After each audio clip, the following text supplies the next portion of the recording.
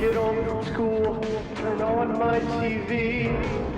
Who are these friends staring right back at me? Now that we're older, why don't you come over and go back in time with me? 90s babies,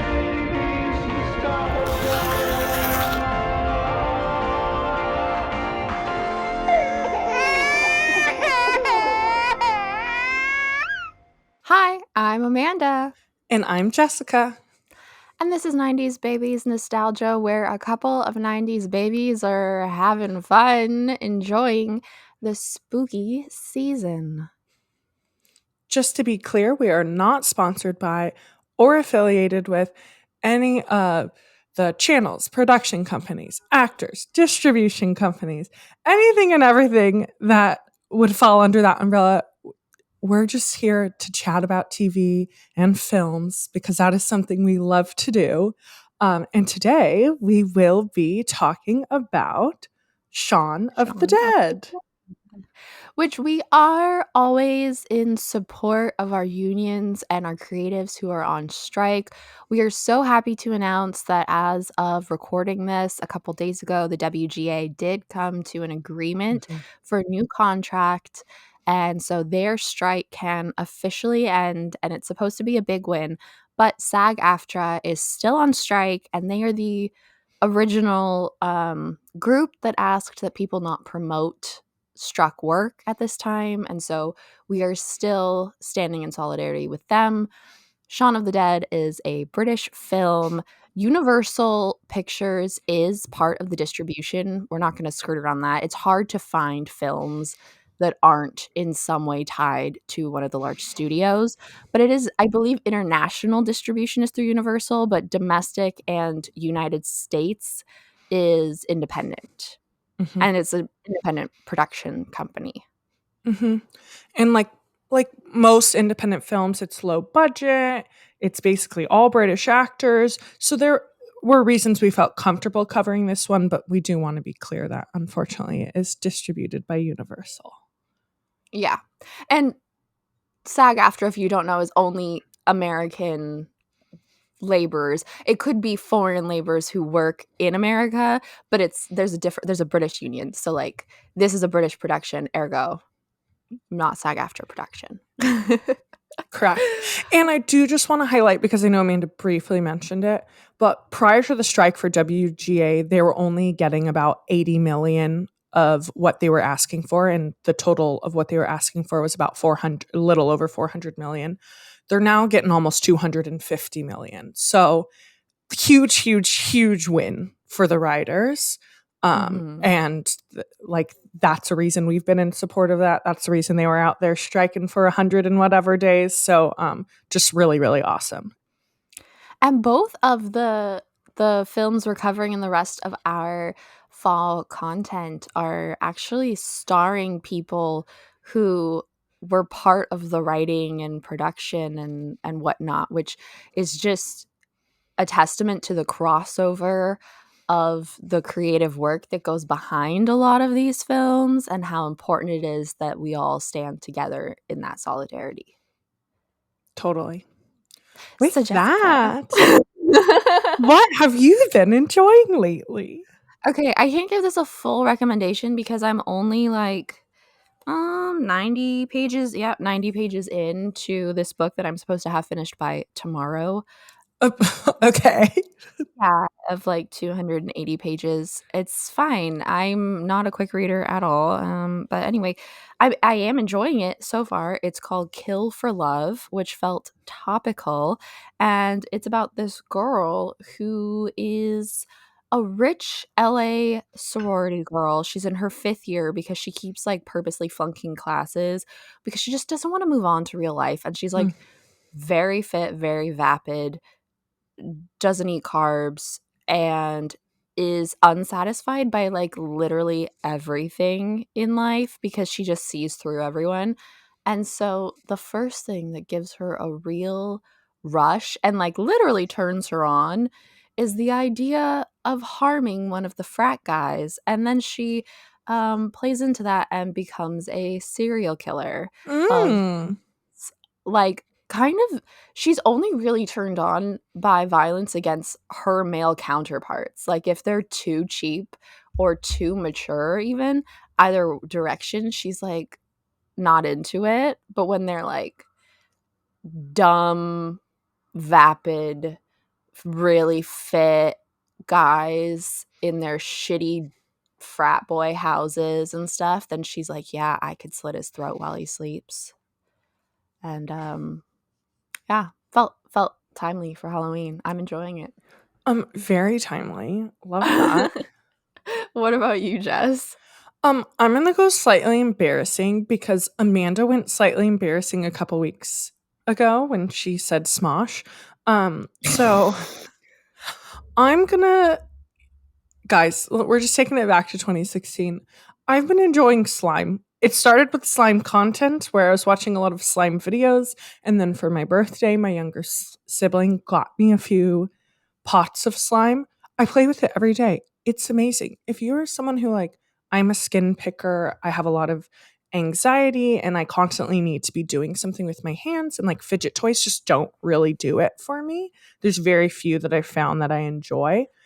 Slime is amazing. It gives you something to do with your hands. It's so fun to play with. You don't really have to play with it for that long to feel the satisfaction of like busying your hands. I love it. I like it's great. And it's like can be seasonal. Like all these companies make like, like Halloween slime with like little bat sprinkles, or like the ones I have are like an ice cream collection. So they smell like chocolate chip cookie dough and mint chocolate chip. And it's just like so fun. I need an update on this because you initially told me you thought you needed to get into slime. You didn't tell me you bit the bullet and did it. Oh, yeah. And my big concern was that your hands would just be sticky and that it was impractical because you'd have to wash it, wash Mhm. your hands afterwards. And you insisted there are non-sticky slimes. Have you found those? Yeah. So most slime companies, this is probably way detailed, so I'm going to keep it as short as possible. Most slime companies rate the slimes based on like if it has jaggy pieces that could touch your hands or how sticky it is. And so it's normally beginner, intermediate, expert. I have 2 beginner slimes and 1 intermediate slime. The beginner ones are not sticky at all. I've had no issues. They're both slightly different textures and they're fantastic. I like literally no stickiness. The intermediate one is a jelly slime. It is quite sticky. It requires activator to make sure it's not sticking to everything. But if you're someone who like, cannot deal with the sticky, I would not recommend a jelly slime.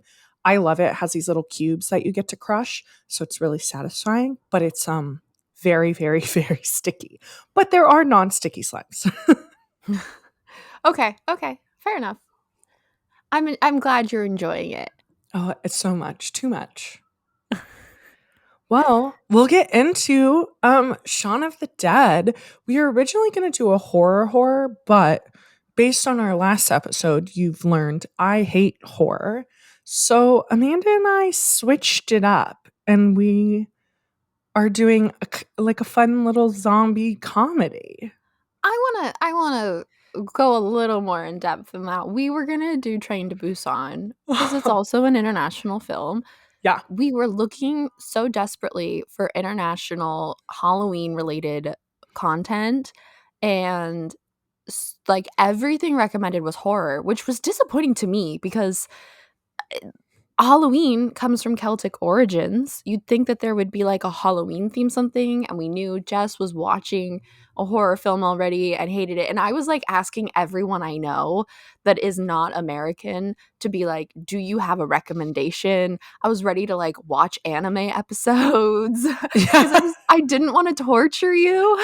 Yeah. And to be fair, Halloween is celebrated in Japan, so there are a couple anime episodes, but as like a fun it's a take on a Western version of it anyway.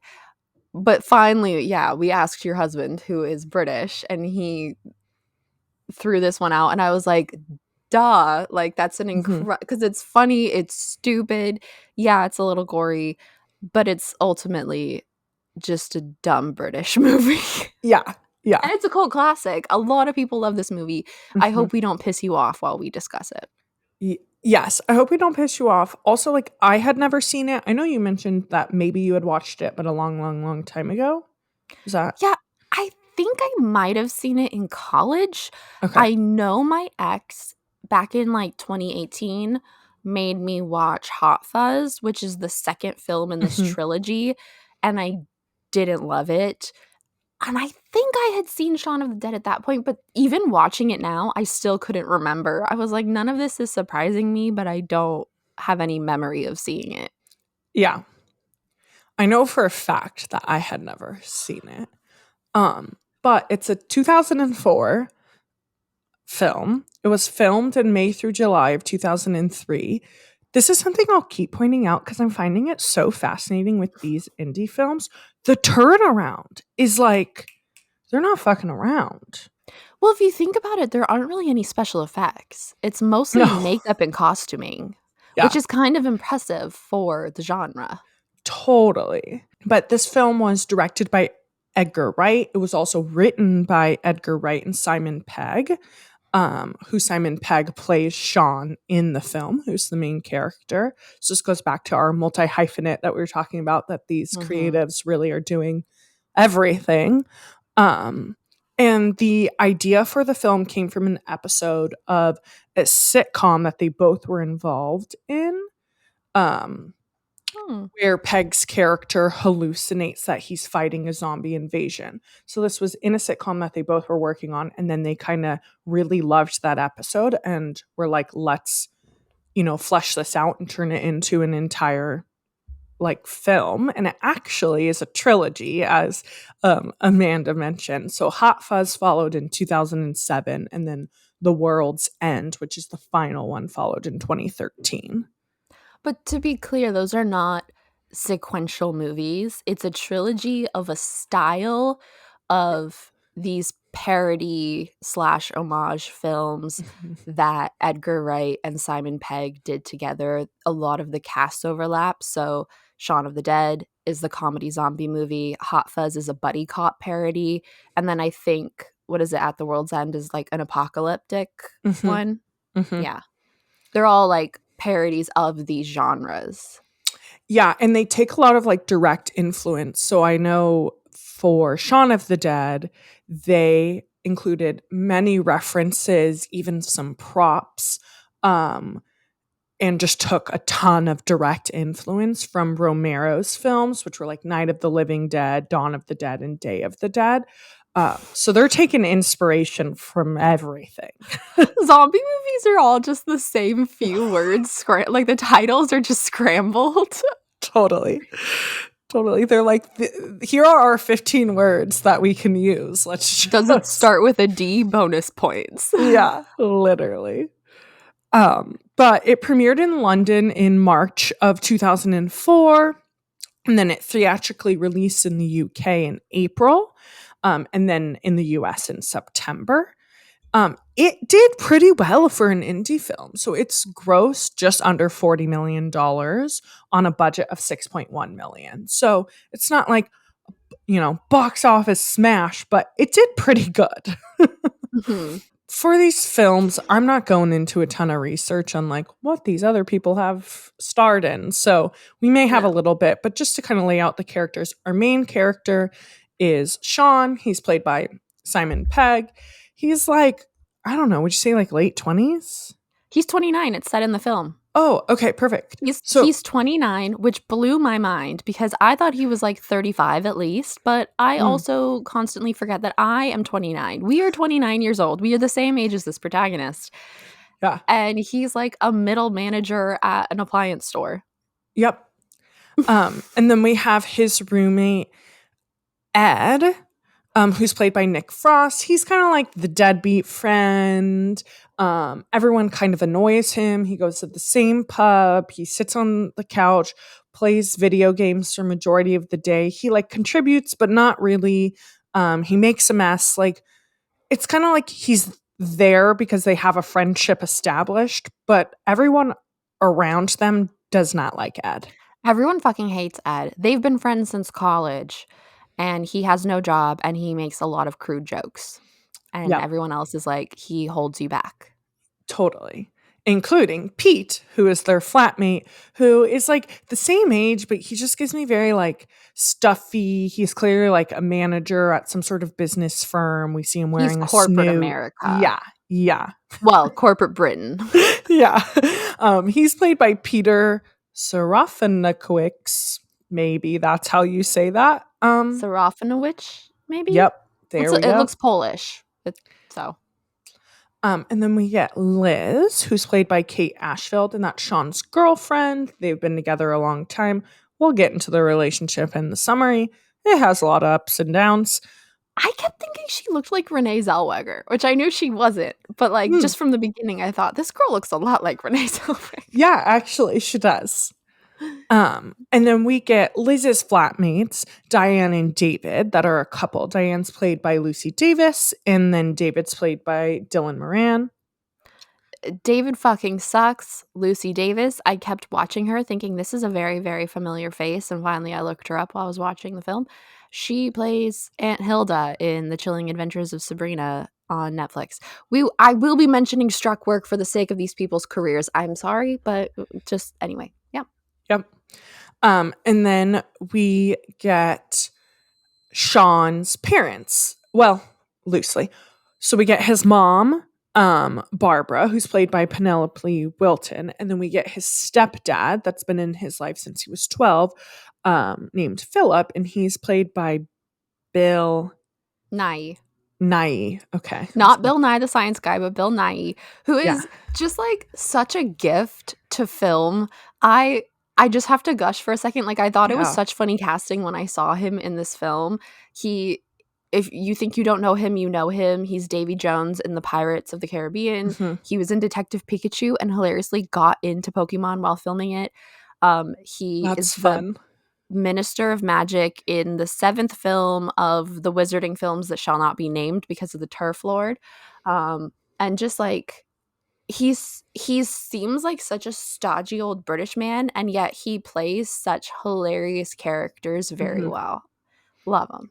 Yeah, I watched this with my husband, and when he was on stage, my husband was like, oh my gosh, he's a huge get for this movie. Yeah, and he's in Hot Fuzz as well. So we'll get into the summary. I'm so sorry if there's noises in the background moving forward. My cat's decided it's a good time to play with her toys. Yeah, I also have a tortoise that's preparing for hibernation, and so he just gets all of his energy out by romping around his enclosure and just bashing and digging and like throwing everything everywhere. So I don't know if you can hear him, but he's being loud as fuck. And so my apologies. There's nothing I can do about it. Pets. We love them. So basically the film opens up and we see Shaun and his girlfriend Liz hanging out at a pub called the Winchester with Ed. And in this entire scene, Liz just is over it. She's over their relationship. She's over that all they do is go to the Winchester. Ed's always there. They can never do anything. Just the two of them. Nothing romantic. She just really feels like the romance is dead and that like Shaun is not giving her enough. It's the weirdest scene because David and Diane are there and they're all shitting on Ed and Shaun, but they're all there and they're like the most overly involved friends, and she clearly can't go without them either. Yeah. Yeah. It's very strange, but basically it ends in not them breaking up, but Shaun being like, you know what, I'm going to try harder. I'll take you out to this like fancy seafood restaurant tomorrow night. Like, let's make plans for it. Just the two of us. And so Liz is like, okay, at least he's trying to change. So we flash forward to the next morning and you see Shaun getting up. He's walking to work. And this is kind of the first point in the film that we are shown that something's going wrong. He's on his walk to work to the bus stop, and we overhear like a radio commentator mention that like something fell out of Earth's orbit unexpectedly. And by fell, I meant it re-entered Earth's orbit, fell out of space. And it dropped over a populated part of England. And so he's on the bus to work. There's people dropping dead. He gets to work. We mentioned he works at an electronics store. He's doing his salesman's pitch. there's TV commercials of like news reporters being like, and there are strange sightings happening and blah, blah, blah. So we're getting all of this and like no one's fucking paying attention to shit. Like, I didn't even hear a lot of I didn't notice the spatial stuff. I knew they were saying something. I noticed a headline on the newspapers in the store that he goes to that were like GM crops or something. I thought that had to do with it. I don't know. You get in this first initial like glimpse into Shaun's life, you get him going to work with the shitty coworkers and just signs that things are wrong from the headlines, from the newscasters, as you said, from like a lot of people have been calling out sick to work in both his life and Pete's life. You see some weird things in the street. He's not sure if he's hallucinating or not. And 9 times out of 10, Shaun doesn't even notice. And the 1 out of 10 times that he notices, he just like shakes it off and pretends that he didn't see it. Yep. Like, totally. Jess wrote in his notes like he spots a zombie in the park across the street, but he doesn't actually. He sees like a person maybe eating a pigeon, and then a bus goes by and he doesn't see them anymore, and he's like, whatever. Yeah. Like, yeah. He doesn't know what's going on. Yeah. It's a lot of like subtle acknowledgement, but like still unaware. I really liked it because it felt like he's the zombie in the situation. Yeah. Totally. Yeah. And so he gets home from work. He realizes he never booked a reservation. And so he calls, places booked up, just gave away their last reservation. So Liz calls and she's pissed when she finds out. She's like, you said that like you were going to change and you're not going to change.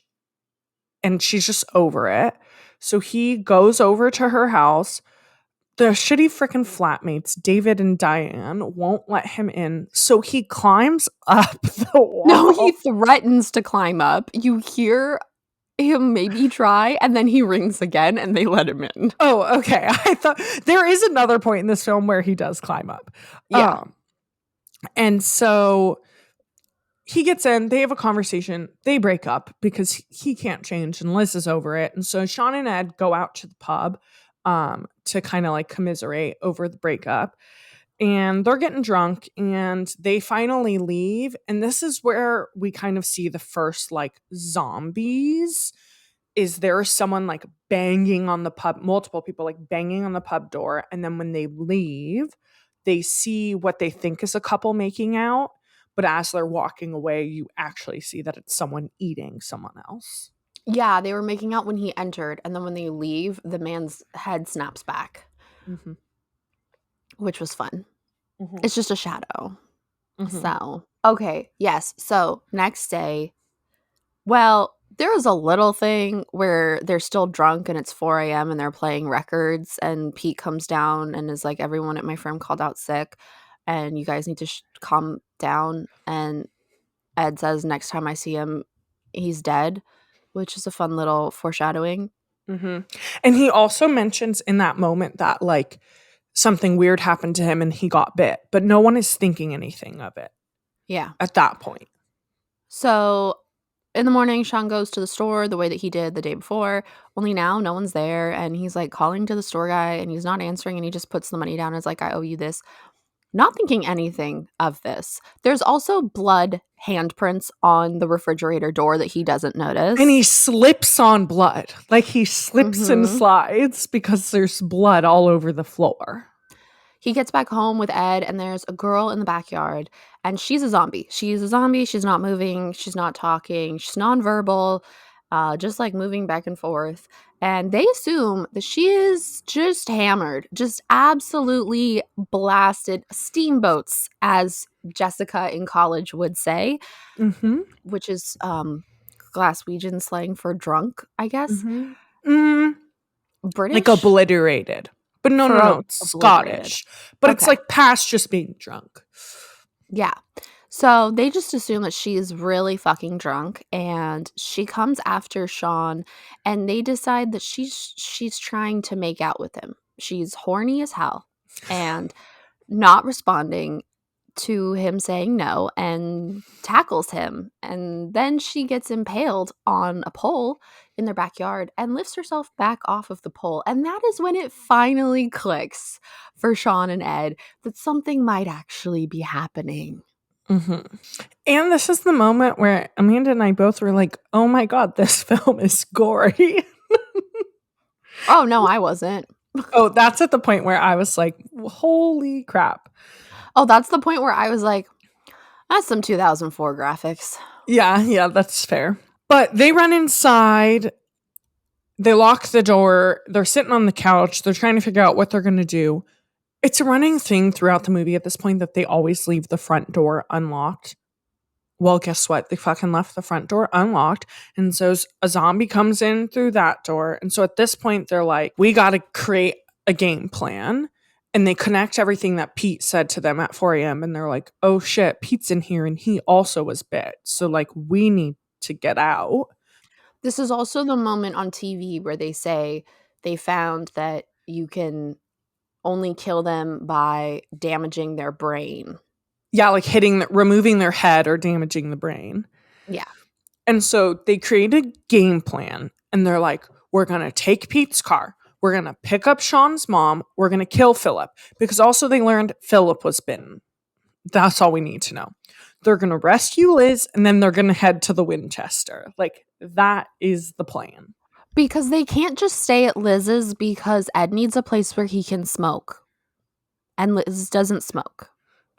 I didn't realize that was... Yeah, he was like, if we're going to be somewhere else, I need to be at a place where I can smoke and where I know all of the emergency exits. That's why they choose the Winchester. Also, we're skipping over a scene where they kill the 2 zombies that were in their house by throwing records at them very inefficiently at their heads. Yeah, after they try to throw like a toaster and other random things at them. They pick up Barbara and Philip at the house. Like, the plan was to kill Philip, pick up Barbara, because we know he got bitten. But he's still conscious enough and human enough and responsive that Shaun just doesn't have it in him to kill him. And also, I just want to point out, if you were only going to take Barbara in the first place, why'd you have to kill Philip? You could just leave him there. But Barbara won't leave without Philip. Mm-hmm. And Shaun can't bring himself to kill Philip. So Philip comes with them and Ed trashes Pete's car so that they have to drive Philip's Jaguar, I think it is. Yeah. Because he never let Shaun drive it. And in it, they have a very sweet heart-to-heart. Is this before or after they pick up Liz? I think it's before. Huh. At some point in this car ride, because we know he's going to die anyway, Philip has a sweet heart-to-heart where he's like, I hoped I could be the person you could look up to, and it's really hard to be a dad, and you were 12 when I entered your life, so you already were mostly grown up, and blah, blah, blah, blah, blah. Because this whole time Shaun's been like, he's not my dad, he's my stepdad. Like, he's a child. And then he dies. Well, he becomes a zombie, and then they kill him. And they go to Liz's, where her roommates suck. I didn't realize they lived with her. I just was like, why are her friends always there? They're flatmates. That makes sense. So Shaun shows up to rescue Liz. And I need to point this out because David is a tool, but in this scene, he is correct in that they were perfectly safe until Shaun shows up and tells them that they need to leave. They're like, why would we leave? We're safe in here. And he's like, well, now you're not because they know where you are. And David's like, well, whose fault is that? Yeah. And this is the part where he breaks in through the window and like climbs up the side. Yeah. And so he gets Liz, but Diane and David are like, well, we're coming too. And then they're like, well, we're not all going to fit in the Jaguar. So then they're walking everywhere. No, now? they all drive in the Jaguar for a bit. They do. They all drive in the Jaguar with like Diane having to sit on David's lap and the mom and Liz smushed together in the front seat. And yeah, it's like messy. And then at some point as they're going through the messed up town, Ed drives down. It's a shortcut, even though the pub's literally right down the street, but then zombies get in the way and the car gets damaged. I think they hit someone at some point and they have to leave the car is why they end up walking. And then they have to like hop 20 fences to the Winchester. which David's like, how are we going to get over all those fences? And Shaun's like, what, you've never taken a shortcut? And while they're on this fence hopping journey, they come across Yvonne and another group of survivors that are very similar. We've met Yvonne previously. They're similarly a group trying to find safety, and they ask Shaun where they're going, and they say the Winchester, and she's like, the pub? Well, good luck. And he doesn't have the thought to like ask her where she's going. He's so dumb. Mm-hmm. Yeah. And then they get to the Winchester, and of course it's completely surrounded. Like 1,000 zombies, like so many zombies. And then they decide, we're just going to pretend to walk like a zombie. This is one of my favorite things, is they have a partially impaled zombie from one of the backyards, and Diane is a failed actress, and she teaches a brief acting class on how is it moving, how is it grunting, okay, each of you show me. And Ed's like, I'll perform on the night, and Shaun's like, it is the night. Mm-hmm. Yeah, and so I just really enjoyed the little acting class. It works. They get through all the zombies, and then they're like, how are we going to get into the Winchester? And so they smash a window. David smashes in a window because Shaun's been saying there's a back entrance this whole time. Yeah. But David just is a fucking tool. Yeah. So David smashes the window. They all go inside, except Shaun's like, well, I need to distract the zombies so they don't go in through the window as well. So then you guys can barricade the window. So Shaun goes around to the back, distracts the zombies. And he thinks that like he's escaped them, but later we see that they're still like all banging on the door, the back door. So they're all still aware that they're inside.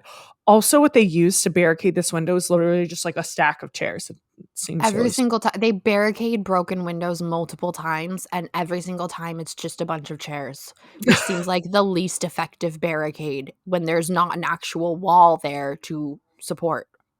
Totally. Also, they realize like the zombies are everywhere, like surrounding the building. They're everywhere.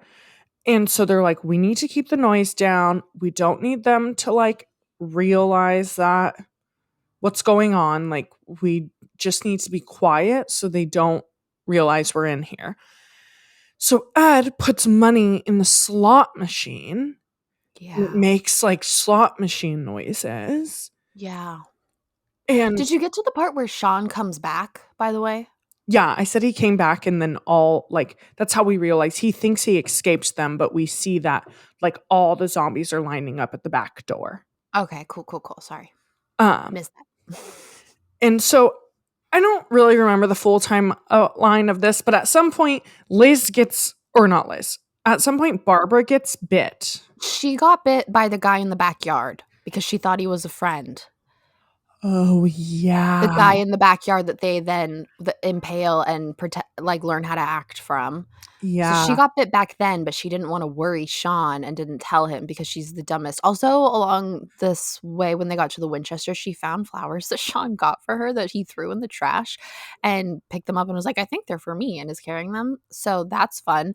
And she's going to turn into a zombie now. And once the rest of them find out, David decides that he needs to shoot her. They have a gun now, by the way. Well, the gun it's a Winchester shotgun because the pub is the Winchester. Well, the pub is the Winchester. There's a gun above the bar, and everyone's been like, it doesn't work. And before we find out that Barbara's turning, we get this great montage action to Don't Stop Me Now by Queen, where they're all just like murdering with other things. And when they find the gun, they still don't think it works. And then it accidentally goes off and they have 29 shells. So they've been fighting the zombies with this gun. And now they find out that Barbara is very well. No, none of them can shoot. They're British. They're not like us. We're raised doing that shit. Mm-hmm. That's a half joke. And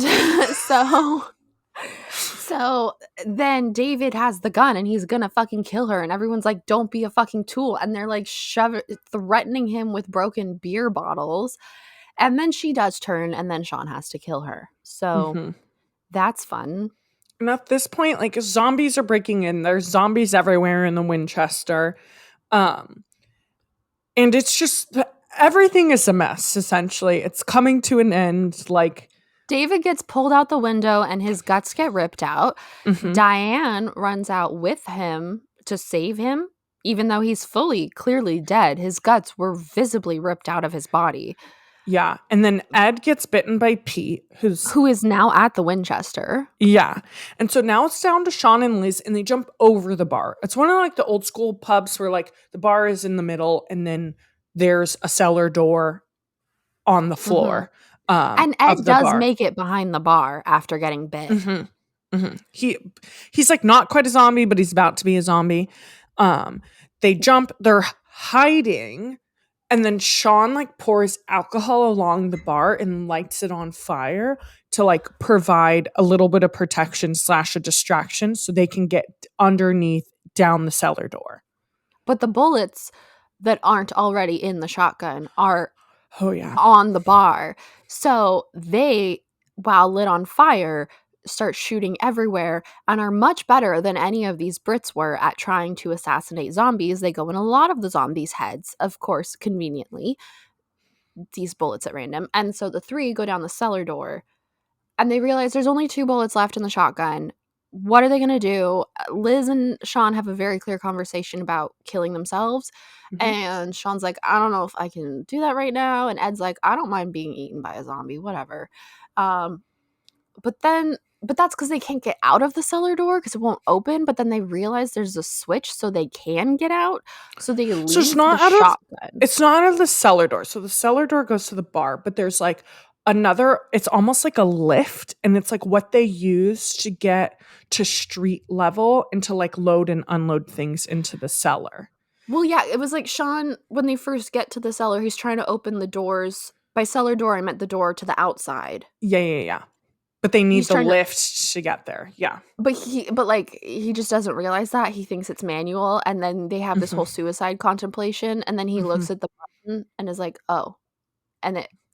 So he leaves the gun with Ed, and the two of them go out into the zombie world. And I just want to point out, they effectively imitated zombies and didn't get killed before. But instead of planning on doing that now, they decide they're going to just kill all of the zombies and attack them, like Liz and Shaun on the street. I don't know why they're not pretending to be zombies again, but it's actually kind of a good thing that they don't, because then the British SWAT team comes in and Yvonne's there. She lived. And they just fucking machine gun murder everybody. But somehow Shaun and Liz don't get hit. Correct. And I'm talking about like willy-nilly. There's just like everywhere. Willy-nilly in your notes. Yeah, like it's everywhere. And I was like, how are they not dying right now? This makes no sense. They all escape. We get this scene where like Yvonne's like, come with us, and Shaun and Liz are like, okay, and they're like holding hands running off. And then we flash forward. Shaun and Liz are living together, and they're having a cute, cozy day in and watching TV. And then Shaun's like, I'm going to go out to the garden. And she's like, okay. And in the garden, he has his best friend, Zombie Ed, on a collar, and they play video games together. That's Shaun of the Dead, guys. It's interesting. Yeah, I want to know your thoughts, because if not the film, I at least knew what I was getting into in the style of humor. You had like no idea. Well, I knew it was going to be British humor, but it was like, so what I wrote is that it wasn't scary, but it also wasn't that funny. I know, that made me laugh so much when I read that in our outline. But I also, like, I need to say, it went fast. Like, it was an hour and 40 minutes, and I felt like I wasn't watching something for an hour and 40 minutes. Like, it didn't feel that long, so it did go quick. So that's good, because clearly it kept me interested. But it's like dumb teenage / gross frat boy humor mixed with British humor that's like super, super dry. And I just feel like it did not translate. I didn't really get frat boy from this, because they weren't really making like sexual jokes. I think Ed has a crude sense of humor. Yeah. But I thought we were laughing at him instead of with him. Yeah. Whereas frat boy humor would be laughing with him. You know what I mean? Sure. I just felt like there were some moments. Now I'm like, I don't remember what, but there were just some really dumb. Because it's more like a dumb humor. Like the scene where they're like throwing the records. Oh, yeah, it Like, is it's just dumb humor for really, really sure. dumb. A lot of dumb physical comedy and jokes, yeah. Was there anything that you asked your husband to explain? No. Or okay. I didn't feel like there was anything I missed, but at the same Yeah. time I thought, is that just because it's so over my head and so British that I wouldn't even know that I missed it? Yeah. No, no, no. I felt like there are times where I'm like, oh, I understand that this is British comedy and that they're Mhm. just being super dry right now. And like, I don't find it funny, but I recognize that the scene was supposed to be funny. Yeah. I think the biggest point of the humor in the way that you're saying it's dry, like I wouldn't say it's like inherently sarcastic. I think it's that they are going about their lives in a very normal, matter of fact way while a zombie apocalypse is happening. Yeah. And it's just a completely ludicrous situation. Yes. Luda. Sorry. Also, other things, these zombies were so fucking slow. Like, yes, obviously, like, depending on what film, book, everything, like, right, there are fast zombies that are zombies that can swim, zombies that can. Like, everyone takes kind of a different idea on, like, what a zombie is and what they can do. And a lot of it is that they are slow, but they are so slow. Their speed is very convenient for whatever the scene is, because when they first encounter the zombies, they are moving constantly and getting nowhere. This girl is going back and forth and moving nowhere. Yeah. And they are very, very slow. But then at the end, what I didn't mention in the summary that I kind of wanted to touch on later, though, there we see zombies like in the workforce and doing jobs, in which case they're moving at a quicker pace. Yeah, totally. But they are very slow overall. Yeah. Also, like, in our last episode, you saw that we watched a classic slasher film. Why was there more gore and more like killing in a freaking comedy than in a slasher film? It made me even more disappointed in Halloween. Like watching this movie, I was like, why was there's just not enough slashing that occurred and there's too much gore in this film. I think that has to do I think we touched on it a little bit in that episode, but I think that has a lot to do with the way that the horror genre has evolved with the rise of better makeup and special effects and also the Mhm. sensitization of the audience, because Halloween was made in the 70s and that was a time where it was way less acceptable to show things like people literally getting murdered versus this was made in 2004 when I remember I was seeing crappy horror movies in the theater every other weekend with my friend, and I would watch movies where people like the Saw movies were coming out at this time. We Yeah. were all about the gore. Yeah. So, I do think there's a generational difference. That's fair. The other thing is like everyone's just pierceable. Like they're What does that falling mean? like You wrote that and I was like, "What the fuck does she mean?" like everyone is like just being like sliced by things. Like the girl in the backyard that like falls on the like I guess it is a pole, but it looks like a basketball hoop base that then you stick the like pole with the hoop into. So it's like a short metal pole. It goes completely through her stomach. And things like this happen with multiple zombies where like something that would not pierce through your body like that does. And I'm like, does them turning into a zombie just mean that their stabability increases? Like, Maybe because they're rotten. oh, yeah. They I have no blood guess. flow. Maybe the Yeah. body's decomposing. Yeah. That's very weird. No, I don't know. I feel like I would get hurt if I fell on a pole. I guess it would break my bones sooner than pierce my. Yeah, it wouldn't pierce through your body. Hmm. I want to mention the fact that when we see him at work, he is selling TVs and he's talking about this one comes with this package of channels. And maybe I wasn't buying TVs in the early 2000s, but to my recollection, that has never been the way that works. You get a TV and you get a cable subscription, and the two things are separate. Mhm. They don't come together. The like the cable companies don't know what fucking model of TV you have. Yeah. Mm-hmm. Unless it's different in Britain, in which case, y'all wild. I don't think it is. Because I don't know how that would work.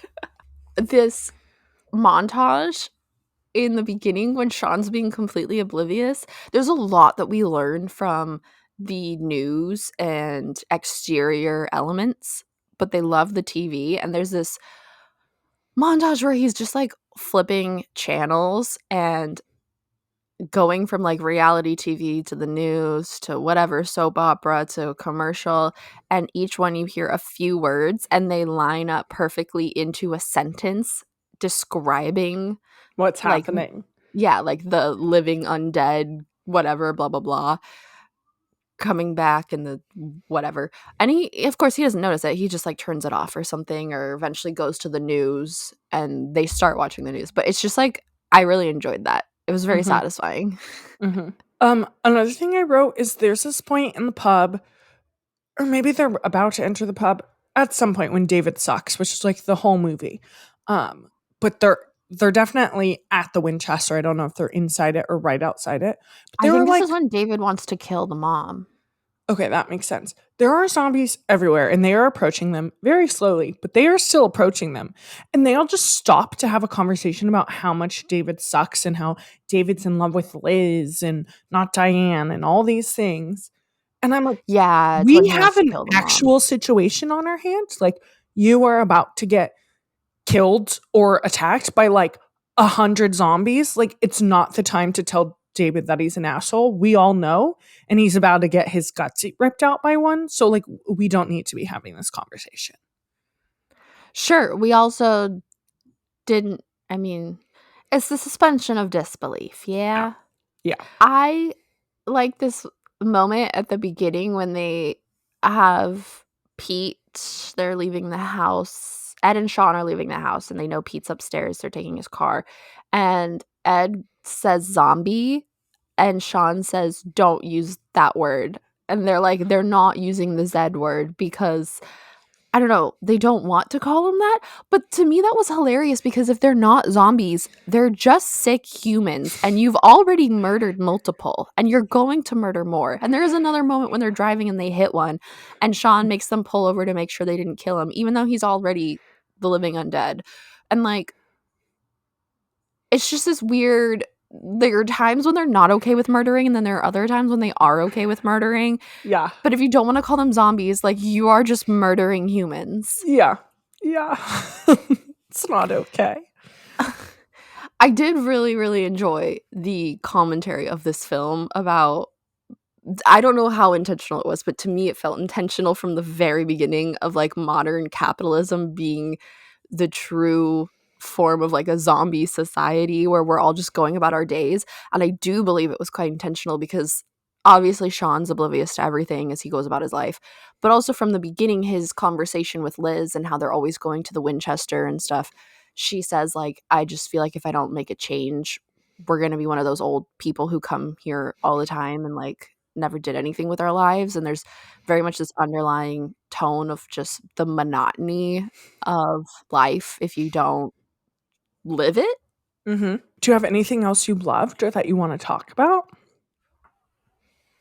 Oh, well, you put the point about pulling the dart out of your head. Oh my God. At one point, they're using the darts to try to kill the zombies. Diane is throwing the darts, yeah, while Yeah. Shaun's fighting them. Yeah. And one of them goes into Shaun's head, which one I feel like would kill you. I don't know, because he's not rotten, so maybe he's not as pierceable. Yeah, well, it pierced him, so clearly he is pierceable. Yeah, but how far did it get? Is my yeah. But I don't know how thick the skull is, so Yeah, me neither. These are all things we don't have answers to. So it goes into his head, and he just like pulls it out, and I'm like, wouldn't it just be better to leave it in? Like, it's just wild. I don't know. It's wild. Yeah, if you ever get punctured, You're supposed to leave it in. Supposed to leave it in because if you pull it out, you could bleed out. But it's a common thing that people do in media to be like, I'm a badass, I'm just going to pull it out, and Yeah. I'm fine, and I'm going to go about my life. Look, even if you're not bleeding on the outside, you're probably bleeding on the inside. You dumb fucker. Leave it in. Leave it in. Yeah. I also really like this point where Shaun's hit his low. It's 4 a.m. Liz has dumped him. He's drunk. Pete gives him a lecture about how Ed's holding him back, and like he only likes having Ed around because then he's not the biggest loser. And Shaun writes on the whiteboard on the fridge, "Go around, mums, get Liz back, sort life out." Really big. Yeah. And it's a big mood because I am someone who has four whiteboards in my home, one of which is on my fridge, and I write all kinds of shit, including "you own fruit, eat it." So I really felt that of like, Yeah. sort your life out. Yeah. Yeah, it was like his to-do list, but it felt very real. You're like, yeah, these are actual to-dos. Yeah. Things we didn't love as much. There is like, it happens a couple times where Ed imitates an orangutan and it's like his bar trick. And I don't know what I didn't like about it, but I just didn't like about it. It made me uncomfortable. I wanted to fast forward through those scenes. I just was like, I did not find it funny. It just like, I don't know, gave me the ick. Yeah. Ed's humor, like I said, I think we're supposed to be laughing at him, but he is Shaun's best friend. And so it is sort of a conflicting situation whenever he's making a joke that's really uncomfortable. It definitely is not like, everyone really shits on Ed, but there's a reason they shit on Ed, basically, is what I'm trying to say. Mm-hmm. Yeah. Mm-hmm. The other thing Speaking of which, yes, this also is from Ed. The other thing that we have to mention that's in this film is Ed does say the N-word, and it just, we don't need that in TV and film. Doesn't matter if it was 2004. We don't need a white guy saying that word. And so it wasn't derogatory. It was just like a casual use of it, but regardless, doesn't need to be there. It was him popping out of a car greeting Shaun and Liz and Di and David when they came out of their apartment, and he said like, "What up?" and used the N-word. Not hard R, S-Z, still not acceptable. Mm-mm. Don't do it. If you're white, if you're not black, actually, I should say. Yeah, because I know that there are people of color who are not black who think that they can use that word. Don't. It's not for you. Yep, it's not for us. We shouldn't be saying it. Something I have a love-hate relationship with in this film is related to the theme of capitalism turning us into zombies, is the ending of what happens to the zombies is they get enslaved. And we see that on the TV as they're flipping through at the end, that they call them the mobile deceased. Yeah. And because they're mobile, they're great for the service industry. So you see them like in collars pushing carts in the parking lot, and you see them on reality TVs, like think American Ninja, but as zombies, and just like, oh, and then there's a Maury type, I'm married to a zombie thing. Mm-hmm. And it does happen. It's realistic in that these are human zombies in the capitalistic trap. It comes full circle. But I also hated it. It made me uncomfortable to watch the metaphor become real. Yeah, that's fair. I feel like I didn't pay enough attention to catch all those nuances in that last scene, but I did pick up on like the mobile deceased and stuff like that. And it is just like, I do think it's commenting on capitalism and things like that. And so it is a very interesting take that the movie like brings that up at multiple points. But yeah, it does feel icky. Yeah, I think it's necessary commentary. Totally. I don't think that it's inappropriate for the film or life. I just, watching it made me feel icky. Mm-hmm. Well, are we ready for fun facts? I thought this was interesting. Helen Mirren was approached to play Barbara, but she turned it down. You know what? I could see that because Barbara was a little mousy woman. Like, I bet when she turned into a zombie, she still wouldn't attack them. She is kind of a pathetic woman. And I don't like to say that because I'm an intersectional feminist. Other thing is like a marketing tactic. They hired actors prior to the movie being released. It's prior to its theatrical release.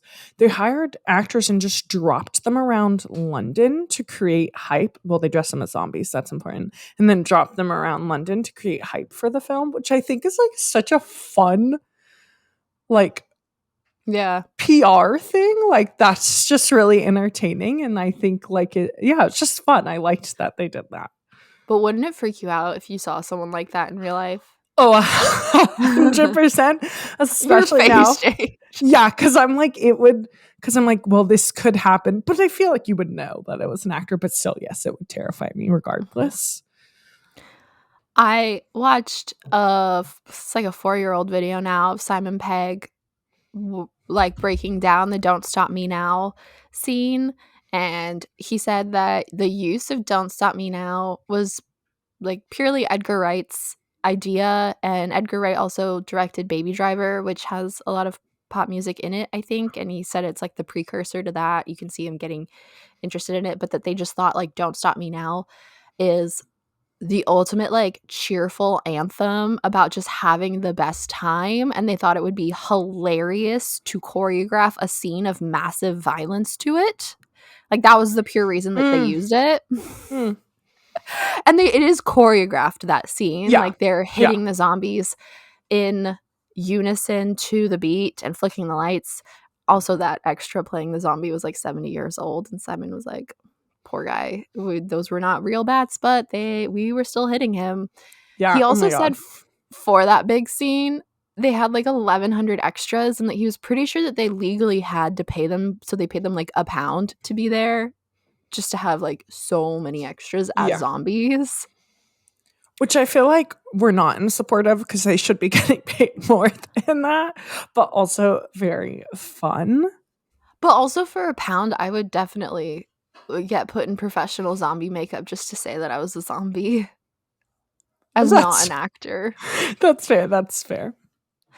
And then the other fun fact I liked from that video was he said that they did base this on a pub that at a time he was going to way too often in his hometown. That pub is not called the Winchester. It has a different name. I don't remember. He said it in the video though. But that there is a Winchester pub not far from it that claims that they are the namesake. No, they chose Winchester because they knew that they needed a gun to be above the bar. So it just made sense to go with Winchester, because if you don't know, they are a famous rifle company. We know because we're from San Jose, which has the Winchester Mystery House, which is from that family. But yeah, that was the whole reason, was they were like, we need a gun. Why would a gun in a pub make sense? Winchester rifle, Winchester pub. Quotes. I wrote down a few. Amanda wrote down a lot. Really, only one of them made me die laughing. I thought it was hilarious. I don't remember the context. Oh, I do remember the context of one of these. But there was a couple where, like, I don't remember what, but he was like, you did that, you twat. And I just thought it was funny and felt very British. That sounds like something they said to David when he was talking about the window being busted. Oh, I think so. Also, when they're asking, even though I didn't love this, I thought this quote was funny. When they're asking Ed to imitate the orangutan, he's like, I'm not a performing monkey. But the zombies are breaking in. All hell's breaking loose. The jukebox goes on, as Amanda mentioned, during this big choreographed scene. And he goes, David, kill the queen. And he goes, what? He's like, the jukebox. And I was dying. I was like, I thought that was the best joke of the film.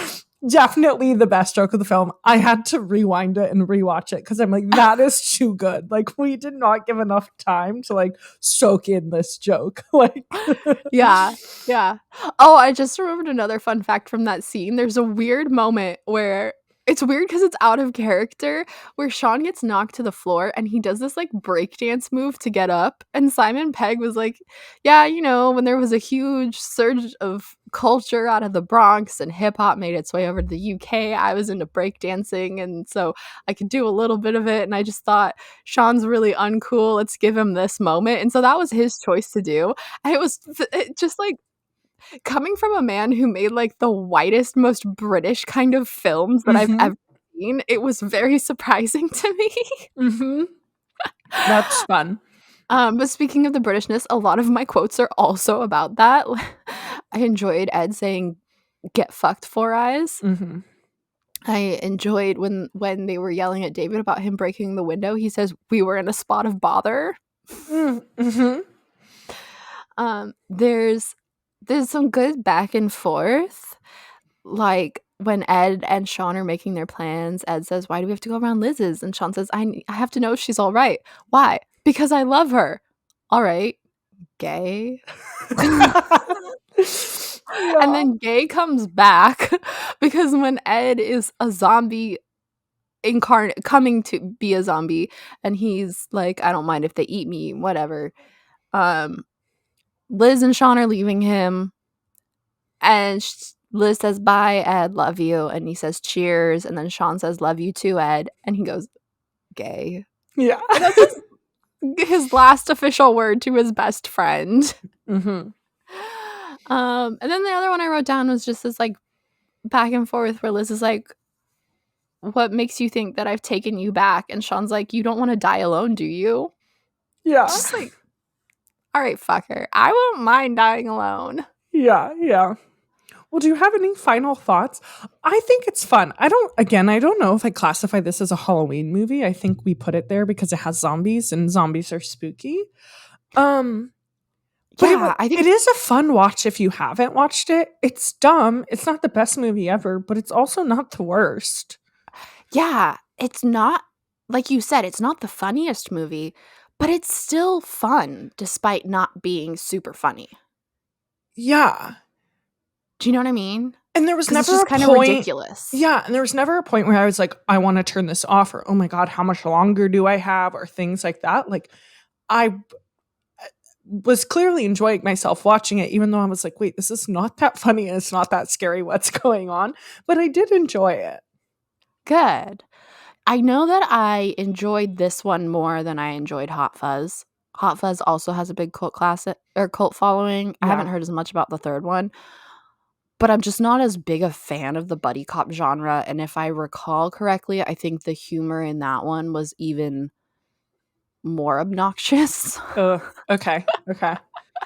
So I did enjoy this one more. It's good. You and I had a conversation about why witchy stuff, the supernatural, the spooky stuff, all of that is just inherently accepted in fall as part of Halloween. And then as soon as fall is over, it's like, oh, now it's not cool to be into it. And like when deciding what films we were watching, what classifies it as a Halloween film? Why are horror films Halloween films when they're not Halloween based? Yeah. So there's all of that around. I think watch it when you want to watch it. Totally. If you're into the shit, then you're into it. But yeah, I don't know. It's a film that I watched. Up next, to round off spooky season, we will be doing Rocky Horror Picture Show, which is a really fun one. We're very excited. Speaking of Halloween films that are not about Halloween. Yes. Yeah. Make sure you follow us on all our social media, 90s Babies Nostalgia, spell out the word 90s on YouTube and Instagram. Leave us comments, leave us DMs. We love chatting with you all. I've also been posting on TikTok. Yeah, I was just but it's not spelling it out. Yeah, if you're on TikTok, use numbers for 90s. And Amanda has been active there, so that's really fun. Also, rate us, please. We would love that on Spotify or on Apple Podcasts. That really, really, really helps. So we would appreciate that. And I think that's everything. We will see you in the next one. Have a happy Halloween. I don't know. Bye. Bye. Babies, nostalgia.